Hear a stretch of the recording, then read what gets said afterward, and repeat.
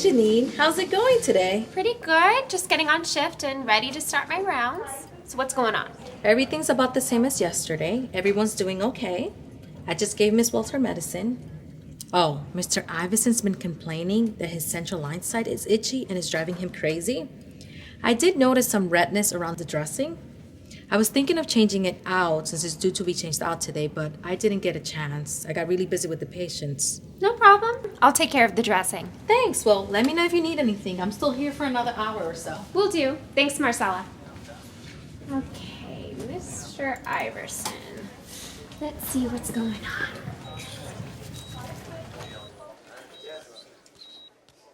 Good morning, Mr. Iverson. How are you feeling today? Pretty good. Other than this line is driving me crazy. So itchy. Especially in this area here.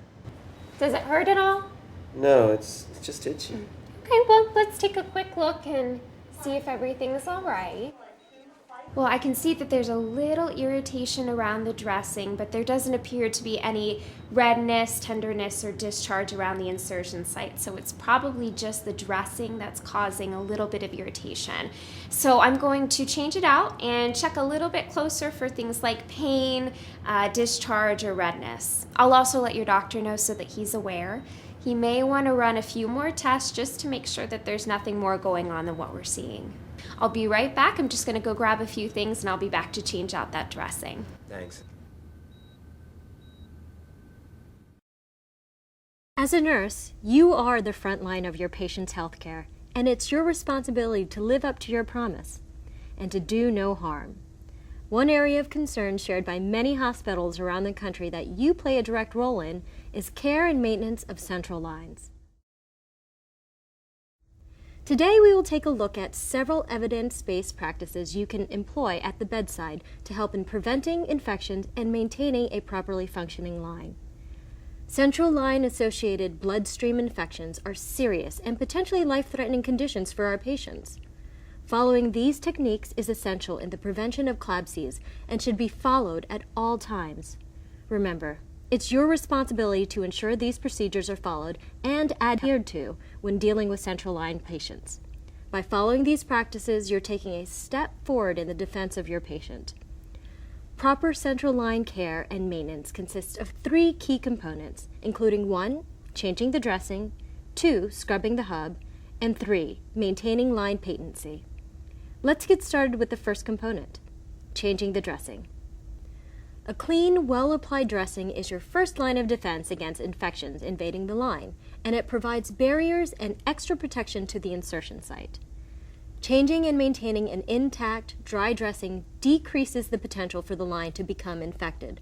So it's important that everything be clean and dry in order to reduce this risk. There are 3 to 4 steps in a proper dressing change. First, remove the old dressing, and if necessary, secure the device to prevent pulling the line out of place. Next, clean the insertion site and line with chlorhexidine. When you're done, apply the securement device. Lastly, apply a new transparent dressing impregnated with a CHG product that will keep the insertion site germ-free for up to 7 days. The next component I mentioned was to properly scrub the hub. This is an important step every time you check or access the line or apply the green cup. Let me re-emphasize that. You have to scrub the hub with alcohol or chlorhexidine before you access the line. After all, the hub is the entryway into the line. If the entry isn't properly cleaned and disinfected, you could potentially introduce bacteria into the patient's bloodstream when accessing the line. The final component of the care and maintenance bundle is proper flushing of the line. Because the body is constantly fighting against foreign bodies, it's constantly placing fibrin around and inside the vascular access device. After all, the patient didn't come with that central line built in. We put it in, which means it's our responsibility. Every time you utilize the line, cleaning the pathway before and after use is key in maintaining patency of that fluid pathway. Now that we've looked at the 3 focus areas, let's take a look at the step-by-step process of changing a dressing for a central line. The first step is preparation. Start by checking the external length of the catheter in the electronic medical record under invasive devices. Next, identify your patient using 2 identifiers. take time to explain the procedure and what you'll be doing to the patient. After they're aware of what's going on and what to expect, position the patient for the procedure. The preferred placement position is supine with an arm extended on the table. Now it's time to wash your hands thoroughly. After that, sanitize the bedside table using disinfectant wipes for at least 3 minutes. If you find that there's too much stuff or it's cluttered, get another bedside table and disinfect it as well using the same procedure. Now it's time to gather your supplies. Make sure to grab the central line dressing kit, transparent dressing with CHG, sterile gloves, extra masks if needed, securement device, saline flush, and a port cap. Wash your hands again and then don your gloves. Now you're ready to begin the procedure. Open the sterile central line dressing kit. Take out the supplied face mask and put it on. Place the other mask on your patient if they can tolerate wearing it. Otherwise, tell the patient to turn their head away from you all throughout the procedure. Also ensure that anybody else in the room, including family members or significant others, don a mask. Add the other sterile supplies needed, not included in the kit, to the sterile field. Next, remove the old dressing, making sure to angle it towards the head to prevent pulling the line. Make sure to take note of the color of the site once the dressing has been removed, noting any redness, discharge, or tenderness. Once the old dressing is out, loosen both sides of this securement device if not sutured and unclip the securement device, but do not remove the catheter. Remove your unsterile gloves and don sterile gloves. Drape the patient on the sides or under the arm of the patient. Using one hand, clean the insertion site with chlorhexidine, gently using up and down and side-to-side strokes for 30 seconds. Make sure to include the securement device and the tail of the catheter. Give the area about 30 seconds to air dry. Do not blow or fan sites to try and dry it faster. Now, using your other sterile hand, hold onto the catheter to prevent the pick from being pulled. Then turn the catheter to clean the inside where the catheter is laying. While waiting for the site to dry, attach the new securement device to the catheter. Once the site is dry, apply skin protectant. Be careful not to apply on the insertion site.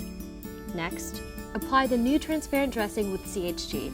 Put the label on the dressing and then date and initial it. Next, it's time to check the functionality of the line. Start by removing the old cap, scrub the hub for 15 seconds, and let it air dry. Aspirate to check for presence of a blood return. Note, was the blood return brisk and free-flowing? Remember, be careful not to aspirate the blood in the syringe with saline. After aspiration is complete, flush the line.